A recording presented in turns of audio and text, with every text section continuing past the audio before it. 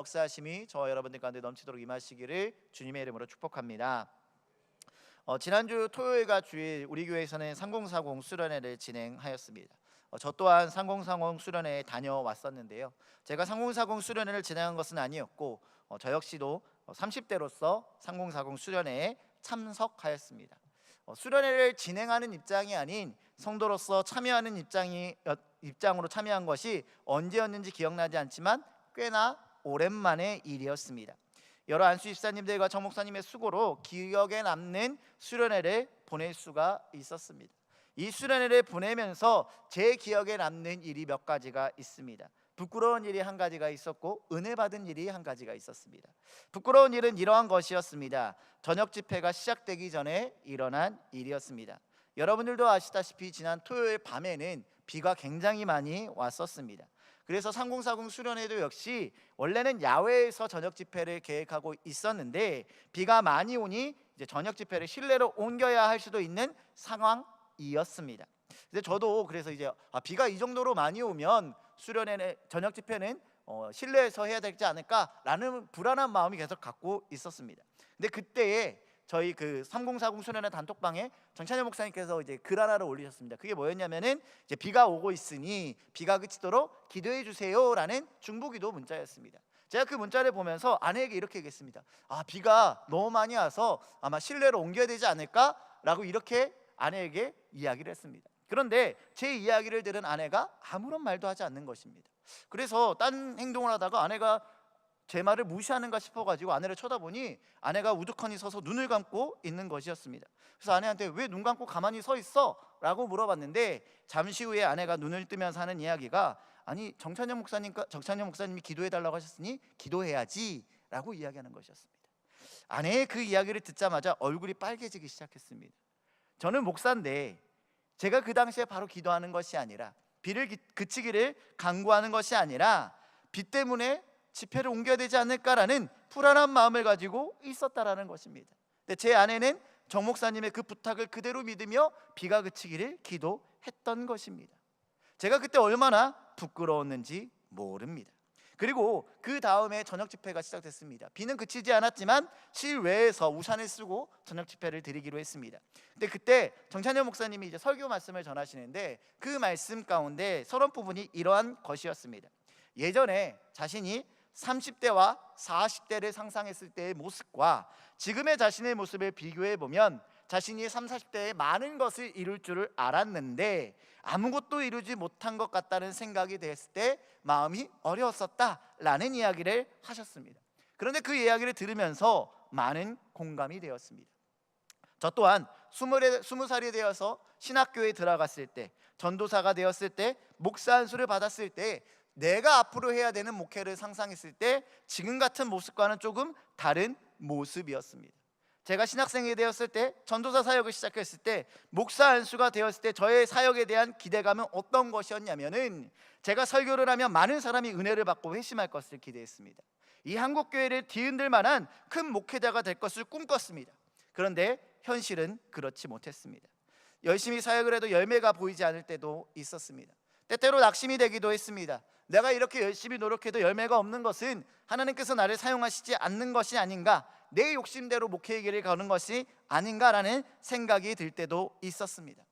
설교를 하면서 많은 사람들이 은혜를 받는 것처럼 보이는 것이 아니라 오히려 제 설교를 들으면 들을수록 졸음을 받는 것 같은 느낌이 들 때도 있었습니다. 내가 지금 하나님의 종으로 쓰임 받기를 원했지만 어렸을 때의 기대와는 다른 나의 모습을 보면서 낙심되고 절망되고 좌절되는 경험들이 있었습니다. 그런데 그날 저녁 정 목사님의 설교를 들으니 이러한 고민과 좌절이 나 혼자만 겪는 것이 아니라 많은 사람들이 겪는 일반적인 일이라는 것을 알게 되자 묘한 동질감 같은 것도 생기는 것 같았습니다. 그런데 생각해 보면 30, 40대뿐 아니라 5, 60대나 그 이후의 나이가 되어서도 이러한 상황은 여전히 계속될 것 같다라는 생각을 하게 되었습니다. 30, 40대에도 내가 원하는 30, 40대 모습과 많이 다른 모습인데 5, 60대에는 과연 내가 원하는 모습이 될 수 있을까라는 의문이 들기 시작했습니다. 우리가 5, 60대를 생각할 때 어떠한 것을 생각합니까? 인생이 안정되고 생활이 안정되고 여러 가지 삶의 고민들도 어느 정도 해결될 것이라는 기대감을 갖고 있습니다. 그러나 실제로 5, 60대가 되어도 인생이 안정될 것이라는 기대와는 달리 여전히 불안정한 생활을 살아가는 사람들이 너무나도 많이 있습니다. 또한 자녀들은 어떻습니까? 자녀를 다 키우고 나면, 대학에 보내고 나면, 시집장가를 보내고 나면 끝나는 것처럼, 그 고민이 없어질 것처럼 생각을 하지만 여전히 자녀들이 결혼을 해도 자녀에 대한 고민과 걱정은 끊이지가 않는다라는 것입니다. 다른 사람들은 기대만큼 잘 사는 것 같은데 나는 그렇지 못하는 것 같아 한심해 보이기도 합니다. 다른 사람에 비해 내가 못나 보이기도 하고 제대로 하는 것도 없는 것처럼 느껴져서 절망이 찾아올 때가 있습니다. 교회 안에서는 더 그렇습니다. 어떤 사람들은 하나님께 열심히 기도해서 하나님의 은혜를 받아서 그의 삶이 형통해지는 것 같은데 나의 인생은 왜 늘 제자리고, 나의 인생은 왜 제대로 풀리는 것 같지 않고, 왜 나의 인생은 아무런 열매와 하나님의 살아계심을 경험하지 못하는 것일까라는 좌절에 빠지기도 합니다. 그런데 여러분, 이러한 낙심과 절망이 찾아올 때에 우리가 기억해야 할 것이 있습니다. 바로 오늘 본문의 말씀입니다. 우리 16절의 말씀을 함께 읽어보도록 하겠습니다. 16절입니다. 함께 읽겠습니다. 시작. 너희는 너희가 하나님의 성전인 것과 하나님의 성령이 너희 안에 계시는 것을 알지 못하느냐. 아멘. 오늘 말씀에서 무엇이라고 이야기합니까? 너희는 하나님의 성전이라고 이야기합니다. 우리는 우리의 인생을 되돌아봤을 때에 아무것도 이루지 못하고 매번 실패하고 남들보다 못한 인생이고 연약한 인생이라고 생각하지만은 오늘 본문에서 뭐라고 이야기합니까? 우리는 하나님의 성전이라고 이야기하는 것입니다. 여러분, 성전이 어떠한 곳입니까? 성전은 하나님께서 거하시는 곳입니다. 성전은 존귀한 곳입니다. 하나님이 계시기 때문에 거룩한 곳입니다. 우리가 생각하는 것처럼 우리는 실패자이고 우리는 연약하고 우리는 부족하지만 하나님은 그러한 우리를 성전, 존귀한 자라고 이야기해 주신다는 것입니다. 성경을 보면은 이 성전이 얼마나 귀한 곳인지를 알 수 있습니다. 이 성전은 하나님이 인지하시는 곳일 뿐만 아니라 하나님께서 그곳을 통하여 이스라엘 백성과 소통하는 장소였습니다. 뿐만 아니라 성전은 아무에게나 허락된 공간이 아니었습니다. 선택된 사람만이 그곳에서 하나님을 만날 수 있는 공간이었습니다. 대제사장들이 하나님을 만날 수 있는 공간이 바로 이 성전이었다는 것입니다. 역사상, 이스라엘 역사상 가장 위대한 왕으로 여겨지는 그 다윗조차도 하나님의 성전을 건축하지 못했습니다. 왜냐하면 하나님께서 그것을 원하시지 않았기 때문입니다.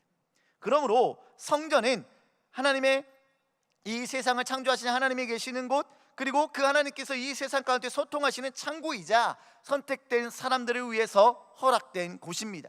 그리고 그 성전이 우리라고 하나님은 우리에게 이야기해주고 있으시다라는 것입니다. 우리의 삶을 바라볼 때 우리는 아무것도 못하는 연약한 자들인 것 같고, 우리의 인생을 바라봤을 때 우리는 남들보다 나은 것이 없다고 여겨지지만 하나님은 우리의 이러한 연약함과 이러한 실패를 바라보지 않으시고 우리 가운데 함께 하시며 우리를 통하여 이 세상 가운데 역사하신다라고 오늘 본문을 통해서 이야기하고 있다라는 것입니다. 그러므로 사랑하는 여러분, 우리의 삶 가운데요, 우리의 인생 가운데 우리의 실패와 연약함과 우리의 다른 성공하지 못하는 것들을 바라보지 마시기를 바랍니다. 우리의 실패를 바라보면 우리는 좌절할 수밖에 없습니다. 우리의 연약함을 바라보면 남들과 비교하면 우리는 실패할 수밖에 없습니다. 절망할 수밖에 없습니다.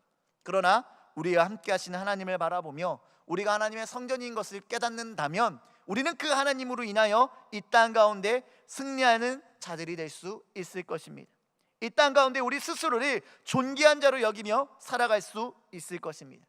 사랑하는 원주중학교의 성도 여러분, 우리는 이 세상 사람들이 바라보기에는 연약함 투성이고 실패 투성이고 아무것도 하지 못하는 그러한 사람처럼 보일지 모르지만 우리 안에는 하나님이 계십니다. 우리 가운데는 하나님이 거하시고 계십니다. 우리는 하나님의 성전입니다. 우리는 하나님께서 역사하시는 은혜의 처소입니다. 이것을 기억한다면 우리의 인생 가운데 찾아오는 좌절과 실망과 어려움과 낙심을 이겨낼 수 있을 것입니다. 우리가 하나님의 성전인 것을 잊지 않고 살아가는 저와 여러분들의 삶이 다 되시기를 주님의 이름으로 축복합니다. 그런데 바꾸어 생각하면 조금 이상합니다. 왜냐하면 이 세상에는 우리들보다 정말로 대단한 사람들이 많이 있기 때문입니다. 돈도 많고 능력도 있고 열정도 넘치며 시간도 많은 사람들이 많이 있습니다. 그런데 하나님은 그러한 사람들만이 아니라 저와 여러분들 같이 연약하고 능력 없고 실수하는 이러한 사람들을 왜 성전 삼으시는 것일까요? 왜 하나님은 우리를 성전으로 삼으시는 것일까요? 그 이유를 우리 한번 생각해 보고자 합니다. 첫 번째로는 하나님은 연약한 자들을 사용하셔서 이 땅 가운데 자신이 하나님 되심을 드러내시기 때문입니다. 우리가 연약하기 때문에 하나님의 성전이 될 수 있다라는 것입니다. 우리 고린도전서 1장 27절부터 29절의 말씀을 함께 읽어보도록 하겠습니다. 고린도전서 1장 27절로 29절입니다. 함께 읽겠습니다. 시작. 그러나 하나님께서 세상의 미련한 것들을 택하사 지혜 있는 자들을 부끄럽게 하려 하시고 세상의 약한 것들을 택하사 강한 것들을 부끄럽게 하려 하시며 하나님께서 세상의 천한 것들과 멸시받는 것들과 없는 것들을 택하사 있는 것들을 폐하려 하시나니 이는 아무 육체도 하나님 앞에서 자랑하지 못하게 하려 하심이라. 아멘. 하나님께서는 연약한 자들을 쓰신다라는 것입니다. 하나님께서는 연약하기 때문에 사용하신다라는 것입니다. 그러므로 우리의 삶 가운데 우리가 보기에 실수투성이고 실패투성이라고 한다면 하나님께서는 우리를 반드시 사용하실 것입니다. 제가 여러분들도 아시다시피 허리가 안 좋지 않습니까? 이 허리가 많이 아팠을 때는 걷지를 못할 때가 있었습니다. 그럴 때 한 목사님께서 저에게 그런 얘기를 해주셨습니다. 고목사, 하나님께서 고목사를 통해서 열심히 일하시려고 이러한 질병을 주셨나 봐. 물론 그때는 은혜가 되지 않았습니다. 지금 아파서 걷지를 못하는데 무슨 사역이고 무슨 그 다음을 생각할 수 있었겠습니까? 그런데 지금 와서 생각해 보면 하나님께서 그 연약함을 통하여서 저를 더 깊게 만나 주셨다는 것을 깨닫게 되었습니다. 하나님은 연약한 사람들을 사용하셔서 자신의 하나님 되심을 나타내십니다. 왜냐하면 능력 있는 사람, 잘난 사람들은 어떤 일을 이루었을 때 그것이 자신의 능력으로 했다라는 자부심이 있기 때문입니다. 하나님이 하셨다는 것을 깨닫지 못하기 때문입니다. 성경에도 그런 말씀이 나와 있습니다. 제가 지난 월요일 새벽에 오바다 설교 말씀을 전했는데 거기에 나오는 에돔 민족이 그러했습니다. 에돔 민족이 살던 곳은 천혜의 요새였고 천연자원이 풍부한 곳이었습니다. 그러다 보니 그들은 자신에게 주어진 풍요로움이 자신들의 능력으로 이룬 것으로 생각하며 교만하게 행동했습니다. 하나님이 없어도 된다라고 생각하며 살았습니다. 그런데 그에 반해 이스라엘 민족들의 삶은 어떠했습니까? 이스라엘 민족들은 광야를 떠도는 삶을 살았습니다. 그들은 가진 것이 아무것도 없었습니다. 오직 의지할 분은 하나님밖에 없었습니다.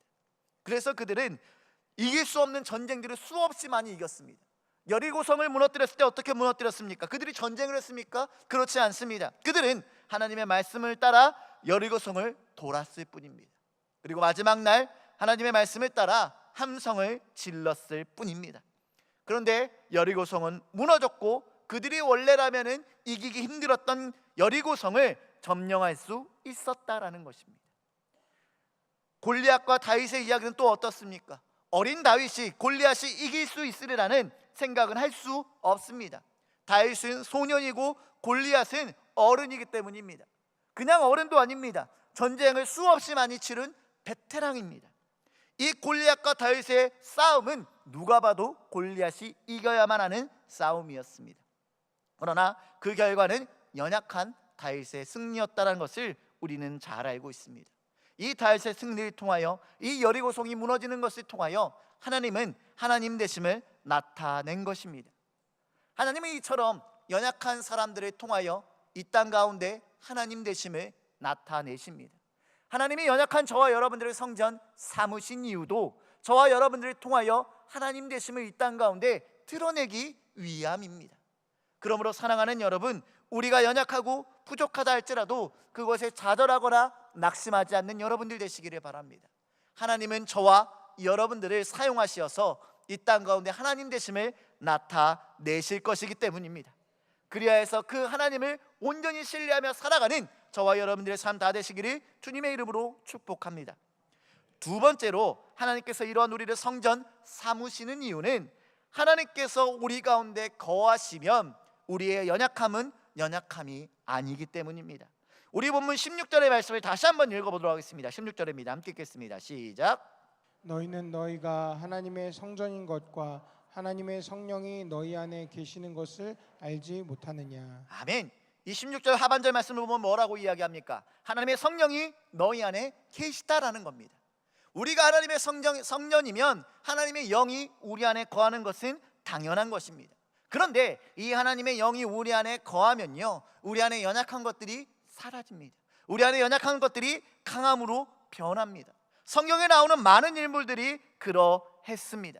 우리가 생각하기에 성경의 인물들은 하나님을 향한 믿음도 깊고 어떠한 환난이 와도 흔들리지 않는 믿음을 갖고 있는 사람들이라고 생각되지만 그들 역시 연약한 인간일 뿐이었습니다. 예수님의 12제자들은 어떠한 사람들이었습니까? 우리가 잘 알다시피 베드로를 비롯한 몇몇들은 어부들이었습니다. 당시에 교육도 받지 못한 연약한 사람들이었습니다. 또 어떤 사람들이 있었습니까? 마태와 같은 세리들이 있었습니다. 당시 사람들에게 민족의 배반자 취급을 받던, 죄인들과 같은 취급을 받던 사람들이었습니다. 또 예수님의 제자들 중에는 이스라엘의 독립을 위하여 과격한 독립운동을 전개하던 젤롯당원, 우리나라 말로는 열심당원인 시몬과 같은 제자들도 있었습니다. 그들 각자는 예수님의 제자가 되기에는 너무나 부족한 자들이었습니다. 연약함들을 한 가지씩 가지고 있던 자들이었습니다. 그런데 그러한 그들에게 오순절에 그들에게 성령이 임하자 그들이 어떻게 변합니까? 초대교회를 이루어 나아가는, 하나님의 복음을 세상 끝까지 전하여가는 사도의 역할을 감당하게 되었다는 것입니다.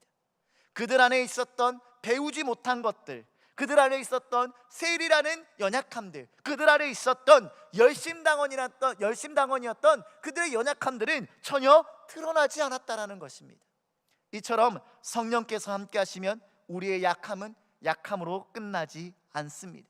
오히려 하나님께서는 우리 안에 있는 약함을 사용하셔서 하나님의 뜻을 이루십니다. 구약의 사사기 말씀을 보면 이스라엘 사사 중에 한 사람인 왼손잡이 에훗이 나옵니다. 이 에훗은 다른 사사들과는 달리 누가 봐도 완벽한 약점이 존재하던 사람이었습니다. 그것이 무엇입니까? 왼손잡이라는 것이 약점입니다. 요즘에는 조금 덜 하지만 제가 어렸을 때만 해도 왼손잡이들은 집안에서 혼나가며 왼손잡이인 것을 고쳐야만 했습니다. 저보다 윗세대에서는 왼손잡이를 고치기 위해서 왼손을 몸에 묶어놓고 그것을 고치겠다라고도 들었습니다. 그리고 이런 왼손잡이에 대한 편견은 우리나라뿐 아니라 외국에서도 동일하였습니다. 오른쪽을 지칭하는 영어 단어는 right입니다. 이것은 옳다, 바르다라는 뜻을 가지고 있습니다. 반면에 왼쪽을 지칭하는 단어 left는 그 어원을 살펴보면 쓸모없는이라는 어원을 가지고 있습니다. 이처럼 아주 옛날부터 왼손잡이는 분명한 약점으로, 분명한 연약함으로 자리 잡았던 것입니다. 그런데 에훗의 이 사사의 말씀을 보면 하나님께서는 이러한 약점이 있는, 이러한 연약함이 있는 에훗을 이스라엘의 사사로 세우십니다. 이스라엘을 구원할 구원자로 세우십니다. 다른 멀쩡한 사람들을 다 제쳐두고 연약함이 있는, 부족함이 있는 사람을 하나님은 이스라엘의 구원자로 세우셨다는 것입니다. 그런데 더 나아가 이스라엘을 구원하는 데 있어서 그의 연약함이었던 왼손을 사용하셔서 그 이스라엘을 구원하는 모습을 보여줍니다. 사랑하는 성도 여러분, 하나님은요 우리가 연약하기 때문에 우리를 사용하시는데 때때로 성령께서 함께 하시는 이 연약함이 이 세상 가운데 하나님을 드러내는 강함으로 역사할 수 있다라는 것입니다. 그러므로 저와 여러분들의 삶이 세상 사람들이 보기에는 부족하고 연약하다 하더라도 하나님께 쓰임받을 수 있음을 기억하시는 저와 여러분들 되시기를 바랍니다. 우리의 인생이 부족하고 우리의 인생이 실수투성이지만 하나님이 함께 하시면 하나님의 성전에 된 모습으로 이 땅 가운데 하나님의 놀라운 일들을 이룰 수 있는 인생이 될 것입니다. 이것을 기억하며 하나님께 우리의 시선을 집중하며 살아가는 저와 여러분들의 삶이 다 되시기를 주님의 이름으로 축복합니다. 그러면 하나님의 성전된 우리는 어떻게 살아가야 합니까? 하나님께서 연약한 우리를 성전으로 세우시고 우리의 연약함을 사용하셔서 이 땅에서 하나님의 하나님 되심을 나타내는 도구로 쓰신다는 것은 알았는데 성전된 우리는 과연 이 땅 가운데서 어떻게 살아가야 하는 것일까요? 우리 오늘 보면 17절의 말씀을 함께 읽도록 하겠습니다. 17절 말씀입니다. 함께 읽겠습니다. 시작. 누구든지 하나님의 성전을 더럽히면 하나님이 그 사람을 멸하시리라. 하나님의 성전은 거룩하니 너희도 그러하니라. 아멘. 오늘 본문의 말씀을 보면 성전인 그리스도인들을 향하여 어떻게 살라라고 이야기하고 있습니까? 거룩하게 살라라고 이야기합니다. 거룩하게 살라라는 것은 하나님의 성전다운 모습으로 살라는 것입니다. 하나님의 성전이 거룩한 곳이니 그 성전이 우리도 거룩한 모습으로 살아가야 한다는 것입니다. 그렇다면 거룩하게 산다는 것은 어떠한 삶을 말하는 것일까요? 성경에서 말하는 거룩은 히브리어로 코데시라는 단어로 구별됨, 깨끗함이라는 뜻을 가지고 있습니다. 다시 말해서 성경에서 거룩하라라고 이야기하는 것은 우리로 하여금 구별된 삶을 살라라는 것입니다. 무엇으로부터 구별된 삶입니까? 바로 세상으로부터 구별된 삶을 살라라는 것입니다. 세상의 가치를 따르지 않고 세상 사람들과 같이 살아가지 않는 것이 구별된 삶이라는 것입니다. 세상을 따르지 않고 하나님의 말씀으로 살아가는 것, 하나님이 원하시는 삶을 살아가는 것이 거룩한 삶, 구별된 삶일 것입니다. 그러므로 저와 여러분들이 성전의 모습으로 살아가기 위해서는 우리는 하나님의 말씀대로 세상의 가치를 따르지 않고 하나님의 뜻대로 살아가야 할 것입니다. 그런데 이것을 모르는 사람은 없습니다. 그리스도인답게 하나님의 말씀으로 살아가는 것을 모르는 사람은 없습니다. 그러면 구체적으로 우리가 이러한 하나님의 말씀을 따라 살아가는 것이 무엇인지를 생각해 보고자 합니다. 그러면 먼저 성전이 어떤 곳인지를 다시 한번 생각해 보시기를 바랍니다. 여러분, 성전에서 우리는 무엇을 합니까? 예, 그렇습니다. 우리는 이 성전에서 하나님을 예배합니다. 다시 말해서 우리가 하나님 말씀대로 살아가는 삶, 성전된 삶이라고 하는 것은 하나님을 예배하는 삶을 말할 것입니다. 교회 안에서뿐만 아니라 우리가 일상에서도 하나님을 예배하는 삶을 살아갈 때에 우리가 성전된 모습으로 살아간다라고 이야기할 수 있을 것입니다. 그러면 예배는 어떤 것을 예배라고 이야기합니까? 예배는 하나님께 찬양함으로 우리의 마음을 올려드리고 하나님으로부터 하나님의 은혜와 성령과 말씀을 받는 것을 예배라고 이야기합니다. 그래서 우리가 삶을 통해서 하나님을 예배한다라고 하면은 우리가 날마다 하나님께 우리의 마음을 올려드릴 때, 그리고 그 가운데 하나님께서 주시는 은혜를 경험할 때에 우리는 우리의 삶이 예배라고 이야기할 수 있을 것입니다. 그런데 많은 그리스도인들은요, 일상에서의 삶과 교회에서 예배를 드리는 것을 분리해서 살아갑니다. 그래서 교회에서는 세상 은혜롭고 성령 충만한 사람이 세상에서는 사람들에게 손가락질 받거나 악한 행동을 하는 등의 모습을 보이는 경우를 종종 듣게 됩니다. 삶이 예배가 된다는 것은 일상에서도 그리스도인다운 모습이 나타나는 것입니다. 일상에서도 하나님께 마음을 올려드리고 일상에서도 성령의 은혜의 충만을 경험하는 삶일 것입니다.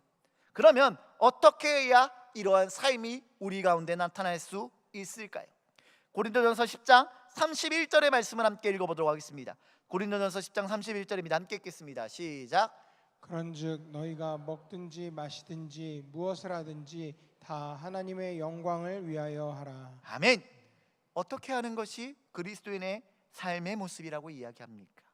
하나님의 영광을 위하여 살아가는 삶이어야 한다는 것입니다.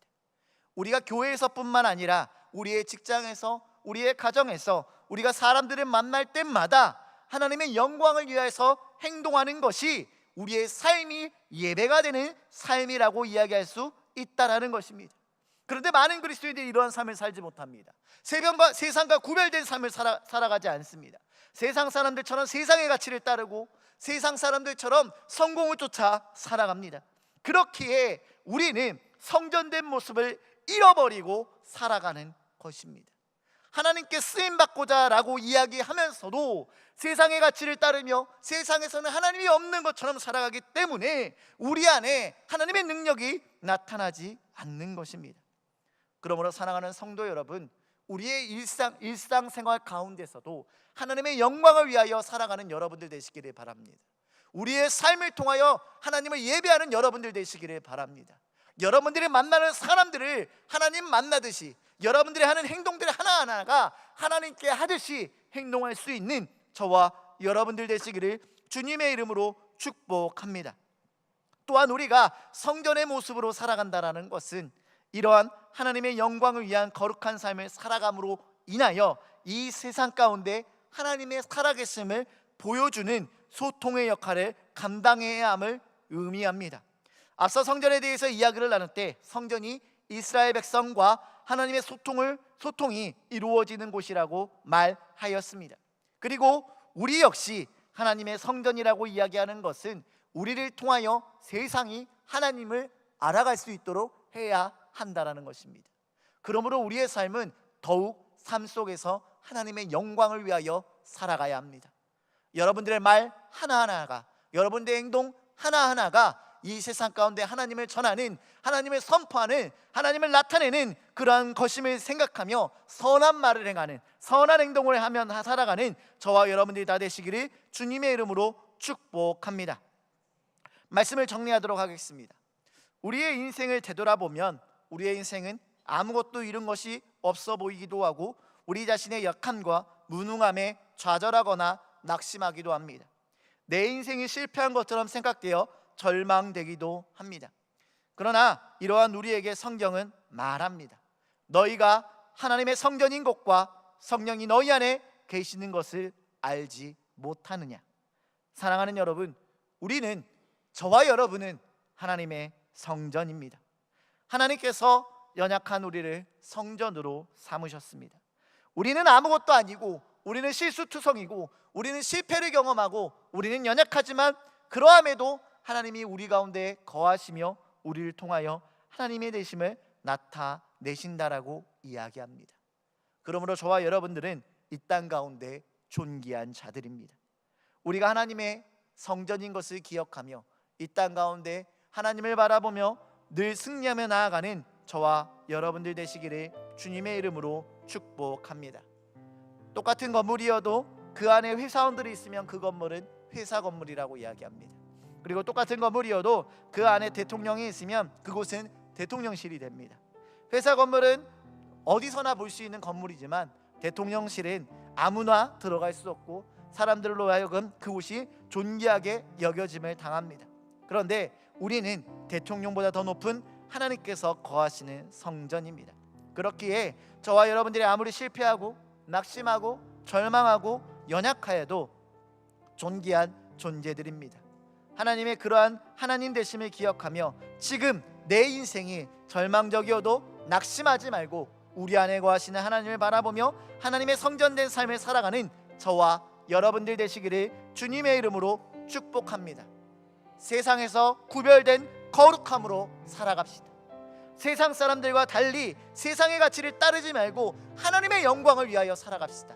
우리의 말 하나하나가 행동 하나하나를 통하여 하나님의 살아계심을 나타내며 하나님을 날마다 예배하며 그리스도인답게 살아갈 때에 우리의 삶은 성전된 삶, 하나님께서 역사하시는 그러한 은혜로운 삶이 될 것입니다. 이러한 성전된 삶을 살아가시는 저와 여러분들 다 되시기를 주님의 이름으로 축복합니다. 우리 제일 함께 찬양하도록 하겠습니다. 찬양 주님 내 안에 이라는 찬양인데요, 우리 이 찬양의 가사와 같이 주님 내 안에 계셔서 나를 하나님의 교회로, 하나님의 성전으로 세워달라고 우리 고백하며 찬양하겠습니다.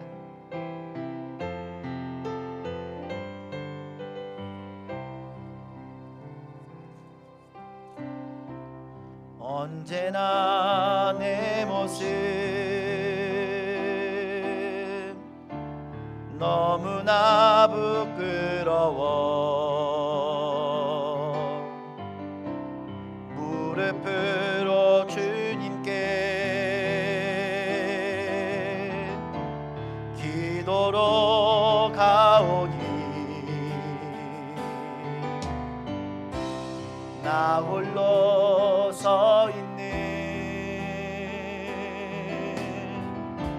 죽은 내 영 깨우사 주님만 나를 세워 내 영 살게 하소서. 주님 내 안에, 주님 내 안에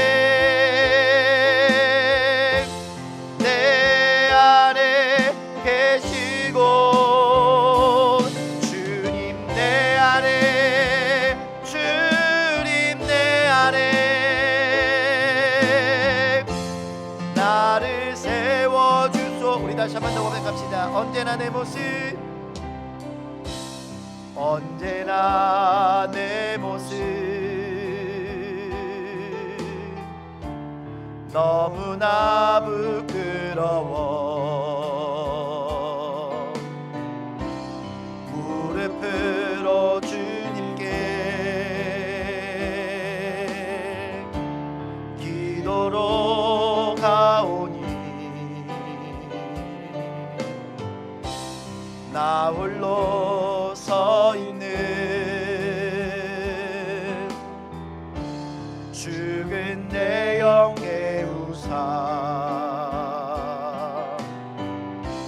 주님만 나를 세워 내 영 살게 하소서.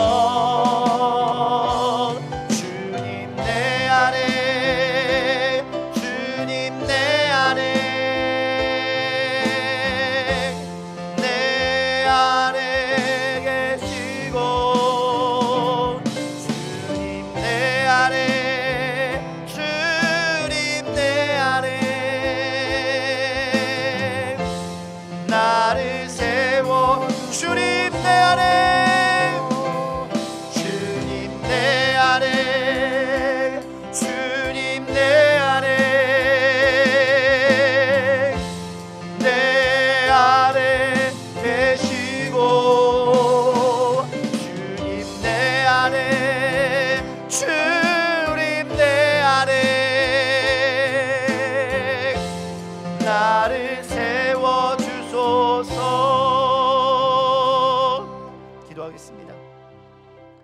사랑과 은혜가 충만하신 하나님 아버지, 오늘도 주님의 자녀들을 주님의 전으로 인도하여 주시고 주님을 예배하며 주의 말씀을 의뢰받게 하심에 감사드립니다.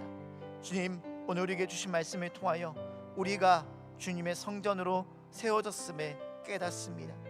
우리의 인생을 바라봤을 때에 실수투성이고 남들보다 연약하고 부족함이 많지만 하나님은 그러한 우리를 주님의 성전 삼아주시고 우리 안에 거하신다라고 이야기하십니다.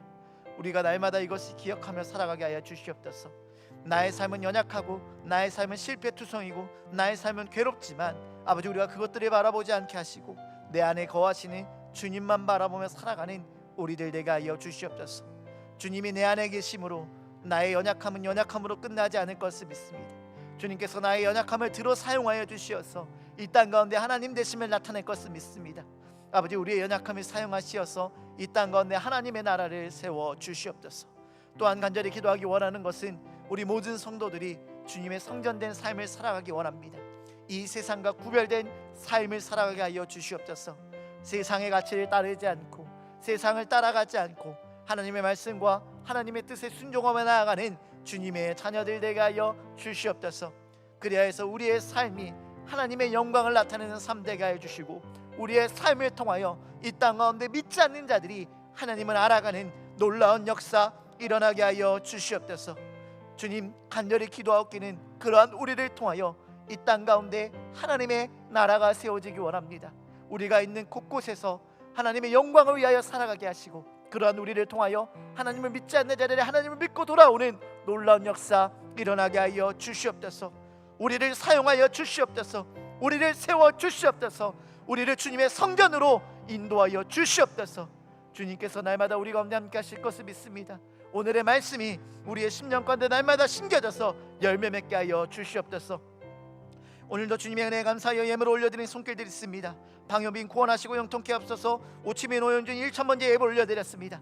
이들의 기도의 제목들 가운데 주님 함께해 주시고 오늘 예배를 드리는 모든 지체들 가운데 하나님의 살아계심과 하나님의 성전된 삶을 살아갈 수 있는 그러한 열정이 심겨지게 하여 주시옵소서. 이 모든 말씀을 주 예수 그리스도의 쓰임 받들어 간절히 기도드렸습니다. 아멘. 우리 다 같이 일어나셔서 왕이신 나의 하나님 찬양하도록 하겠습니다.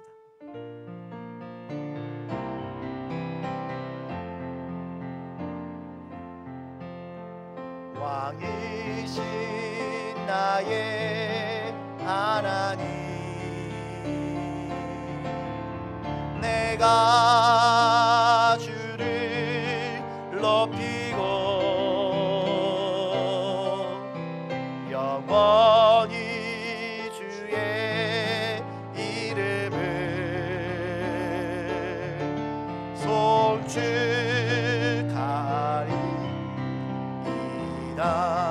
왕이신 나의 하나님, 왕이신 나의 하나님, 내가 주를 높이고 영원히 주의 이름을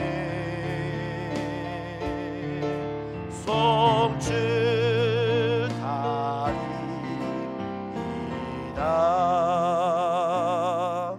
주기도문 하시겠습니다. 하늘에 계신 우리 아버지, 아버지의 이름을 거룩하게 하시며 아버지의 나라가 오게 하시며 아버지의 뜻이 하늘에서와 같이 땅에서도 이루어지게 하소서. 오늘 우리에게 일용할 양식을 주시고 우리가 우리에게 잘못한 사람을 용서하여 준 것 같이 우리 죄를 용서하여 주시고 우리를 시험에 빠지지 않게 하시고 악에서 구하소서. 나라와 권능과 영광이 영원히 아버지의 것입니다. 아멘.